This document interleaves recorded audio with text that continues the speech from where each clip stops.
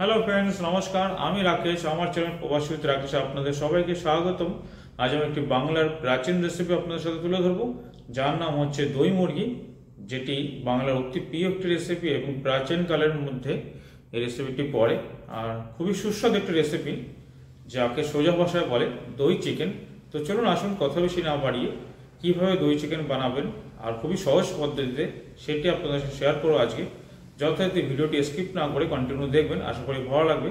আর ভালো লাগলে অতি অবশ্যই একটি লাইক করে দেবেন, আর আমার পাশে থাকার জন্য চ্যানেলটি অতি অবশ্যই সাবস্ক্রাইব করবেন, তাতে কি হয় আমি মোটিভেট হই নতুন কিছু আপনাদের সাথে শেয়ার করার জন্য, নতুন কিছু তুলে ধরার জন্য। আশা করি আপনাদের অবশ্যই ভালো লেগে থাকে। আর কথা বেশি না বাড়ি রেসিপির দিকে এগিয়ে যাওয়া যাক। তো যথারীতি চলুন। ফের যথারীতি কথা বেশি না বাড়িয়ে আমি দই চিকেন বানানোর যা যা উপকরণ নিয়েছি সংক্ষেপে আপনাদের শেয়ার করছি। দেখতে পাচ্ছেন এখানে বেশ কিছু মাত্রায় আমি চিকেন নিয়েছি, যেটা অলমোস্ট 350 গ্রামের মতন আছে। সেটাকে আমি ম্যারিনেট করে নেব। দই চিকেন রান্না অতি অবশ্যই তার মেন ইনগ্রিডিয়েন্টস চিকেন আর দই। দই দিয়ে চিকেনটাকে ম্যারিনেট করতে হবে আমাকে সবার প্রথমে। তার জন্য কী কী উপকরণ লাগছে সাথে সেগুলো আপনাদের সাথে বলছি আমি।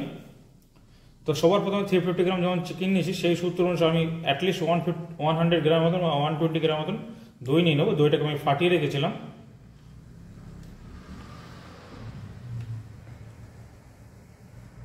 120 গ্রাম মতন দইটা আমি দিয়ে দিলাম এর মধ্যে, এবং ওপর থেকে কিছু আমি জিঞ্জার গার্লিক পেস্ট দেবো। সেটা 2 টিস্পুন মতন জিঞ্জার গার্লিক পেস্ট দিলাম, এবং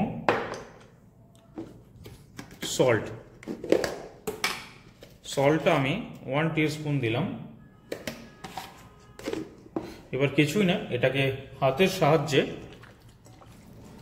এইভাবে মিক্স করে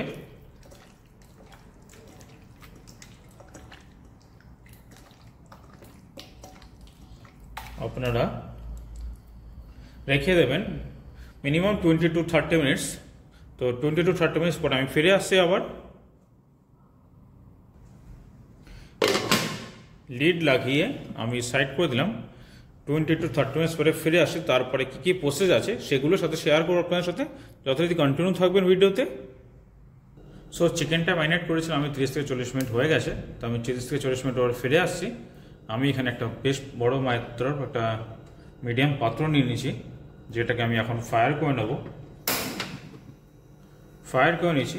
এর আগে আমি একটা জিনিস আপনার সাথে শেয়ার করতে চাই, আমি যেটা বলা হয়ে ওঠেনি। আমি বেশ কিছুটা অলমোস্ট দেখতে পাচ্ছেন বেরেস্তা অলমোস্ট 4 নম্বর মিডিয়াম সাইজের পেঁয়াজ আমি কেটে রেখেছিলাম, এবং সেটাকে স্লাইস করে ফ্রাই করে নিয়েছিলাম ঝুরঝুরে। তো চলুন, এটা এই রেসিপির একটি অংশ, সেটা আপনাদেরকে বলে দিলাম, যেটা আমি অলরেডি আগে করে রেখেছি। এখন এই পাত্রটি গরম হয়ে আসছে, সেই সূত্রে যে বেরেস্তার যে তেলটাতে আমি ফ্রাই করেছিলাম, সেই তেল থেকে বেশ কিছুটা মাত্রা আমি তেলের মধ্যে দিয়ে নেব। ফায়ারটাকে অতি অবশ্যই একটু স্লো করে দেবো, যেহেতু তেলটা আমাকে বেশি হিট চাই না। তো এই ফায়ারটাকে আমি স্লো করে দিয়েছি। এই স্টেজে আমি 2 টিস্পুনের মতন সুগার দিচ্ছি। 2 টিস্পুন সুগার দিলাম। সুগারটা হালকা একটু ক্যারামেলাইজ হয়ে আসতে আমি দিয়ে দেবো কিছু চিলি পাউডার। আপনার কাছে যদি অতি অবশ্যই কাশ্মীরি চিলি পাউডার অ্যাভেলেবল থাকে তো কাশ্মীরি চিলি পাউডার দেবেন, আর যদি না থাকে সিম্পল যদি রেড চিলি পাউডার থাকে সেটাই দেবেন। আমার কাছে কাশ্মীরি চিলি পাউডার অ্যাভেলেবল আছে, তাই আমি কাশ্মীরি চিলি পাউডার ইউজ করব।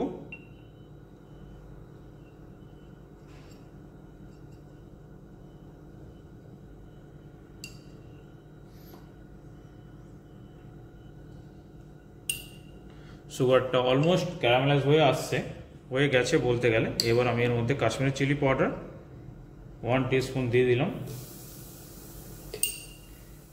কিছুই না, সামান্য কিছু এর মধ্যে আমি জল দিয়ে দেবো এই স্টেজে।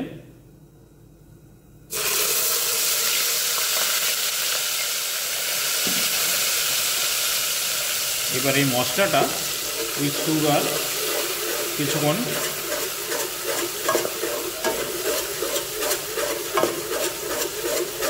এইভাবে কন্টিনিউয়াসলি আমি ভুনে নেব।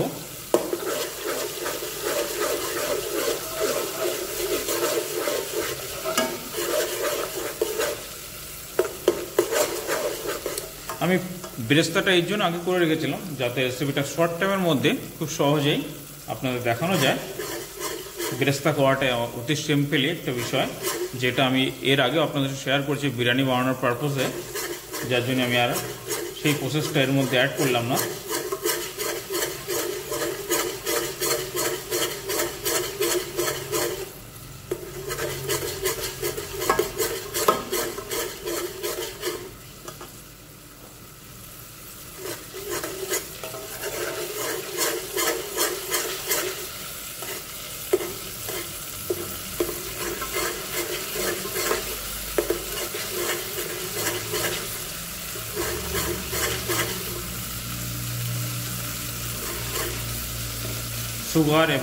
সুগার ভালো করে ক্যারামেলাইজ হয়ে যেতে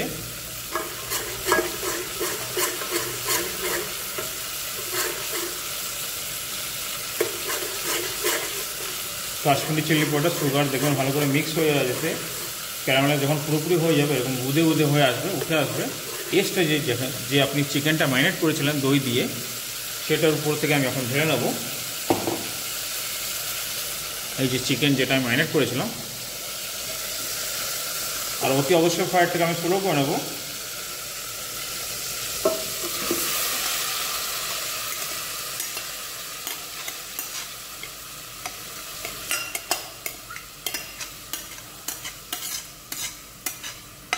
দু মিনিটের মতনই এই স্টেজে আমি ভুনে নেব।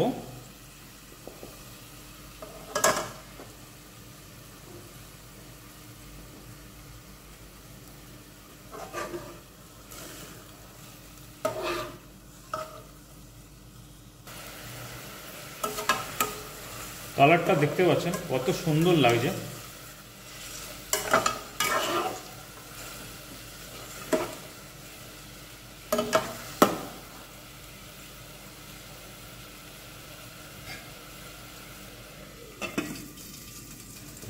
লিড লাগিয়ে দিলাম, 2 মিনিট এইভাবে কুক হোক, তারপর আমি ফিরে আসছি আবার। 2 মিনিট হয়ে গেছে, তাই আমি ঢাকনটা খুলে আমি যে পাত্রে চিকেনটাকে ম্যারিনেট করেছিলাম বাকি যে দইটা বেঁচে ছিল পাত্রের গায়ে লেগেছিল সেটার মধ্যে সামান্য কিছু জল দিয়ে নিয়েছি, নষ্ট করতে চাই না বলে, এবং উপর থেকে এটা দিয়ে নেব। একটু নাড়িয়ে নেব,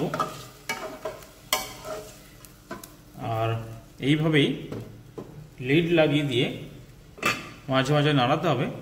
10 থেকে 15 মিনিট এইভাবে আমি কুক করে ফিরে আসছি।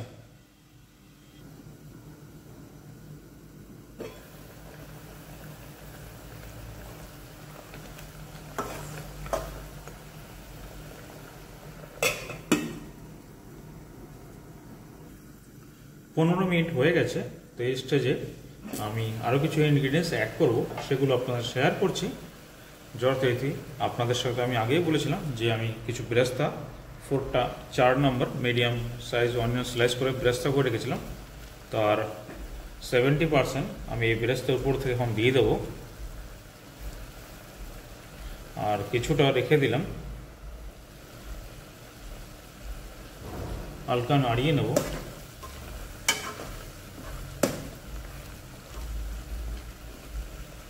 আর এখন যে দুটো জিনিস দেবো সেটা অপশনাল, আপনারা চাইলে দিতে পারেন, নাও দিতে পারেন। আমি এখানে প্রেফার করি তাই দিচ্ছি ছোট সাইজের 4টে গ্রিন চিলি, যেগুলোকে আমি হালকা মিডল থেকে চিরা মেরে দিয়েছি। আর আমার সবসময়ের খুব প্রিয় মশলা একটা রোস্টেড কিউমিন পাউডার, যেটা আমি এর মধ্যে হাফ টিস্পুন দিলাম। আপনারা চাইলে এটা নাও দিতে পারেন, বা গ্রিন চিলি না চাইলে দিতে পারেন। আমি একটু হালকা স্পাইসি জন্য দিলাম, আর কিছুই না, যেহেতু আমি কাশ্মীরি চিলি এখানে ইউজ করেছি সেই সূত্রে। ওটা কালার পারপোজ, আর এটা স্পাইসটাকে গ্রিন চিলিটা এর জন্যই দেওয়া, স্পাইসটা যেন ঠিকঠাক ব্যালেন্স হয়ে আসে সেই সূত্রে। এইভাবেই আমি ফায়ারটাকে একটু স্লো করে নেবো। এতক্ষণ ফাস্ট করে রাখা ছিল, মিডিয়াম করে দিলাম ফায়ারটাকে। আর এই স্টেজে এইভাবে মাঝে মাঝে নাড়িয়ে নেবেন। 8 থেকে 10 মিনিট এভাবে কুক করবো আমি। তো এগেন আমি লিড লাগিয়ে দেবো। মাঝে মাঝে 2 মিনিট অন্তর অন্তর আমি নাড়িয়ে নেব। তো 10 মিনিট পরে আমি ফিরে আসছি আবার। এই 8 থেকে 10 মিনিটের মধ্যে আমি একবার নাড়িয়ে নিচ্ছি। তো দেখতেই পাচ্ছেন কালারটা কত সুন্দর, অসাধারণ। অলমোস্ট হয়ে আসছে, 85% হয়ে গেছে। তো আমি আর 4 মিনিট পরে ফিরে আসছে ফাইনালি কুক হতেই। তো যথারীতি 4 মিনিট হয়ে গেছে। এই মুহূর্তে আমি লিডটা সরিয়ে দিচ্ছি। আর কালারটা দেখুন, তেল পুরোপুরি উপরে ভেসে আসছে। আর যতক্ষণই আমি লিডটা সরালাম বা ঢাকনটা সরাতে একটা ভালো গন্ধ ভেসে আসলো আমার নাকে। ঠিক আছে, চিকেন পুরোপুরি কুক হয়ে গেছে, পুরোপুরি পক্ক। ফায়ারটাকে অফ করলাম এবং প্লেটিং করে আপনাদের সাথে শেয়ার করছি ফাইনাল লুকটাকে। তো ফাইনালি দেখতে পাচ্ছেন আমি এরকম একটা পাত্রে ঢেলে নিয়েছি দই চিকেন। এটার ফাইনাল লুক বলতে উপর থেকে আমি কিছু এখন যে বাকি বেরেস্তা ছিল সেটা আমি দিয়ে নেব।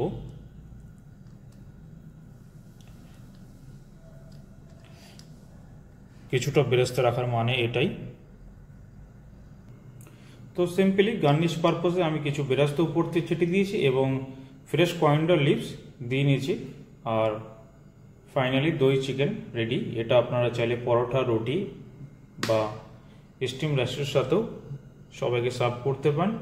অতি অবশ্যই সবাই রুটি বা পরোটা দিয়ে খেতে সবারই দুর্দান্ত লাগবে এই রেসিপিটি। যতটা না ভাতের সাথে ভালো লাগে তার চেয়ে তো অধিক গুণে রুটি বা পরোটার সাথে ভালো লাগবে, বা নান। দই চিকেন কিছুটার ফাইনাল লুক এরকম। আর অতি অবশ্যই আপনারা এই প্রসেসে ঘরে বসে বানিয়ে সবার সাথে শেয়ার করে দেখবেন। আশা করি সবাই অতি অবশ্যই আপনাদের সবাই খুশি হয়ে আপনাকে অনেক ক্রেডিট দেবে, এটা আমি 100% শিওর। এই প্রসেস আপনাদের ফলো করলে পরে দই চিকেন অতি সুস্বাদু হবে খেতে, যা বলার অপেক্ষা রাখে না। তো চলুন, যাই হোক, আজকের মতো এই পর্যন্তই। নেক্সট কোনো ব্লগে নেক্সট কোনো রেসিপির সাথে আপনাদের সাথে আবার দেখা হবে। Tata friends, bye bye.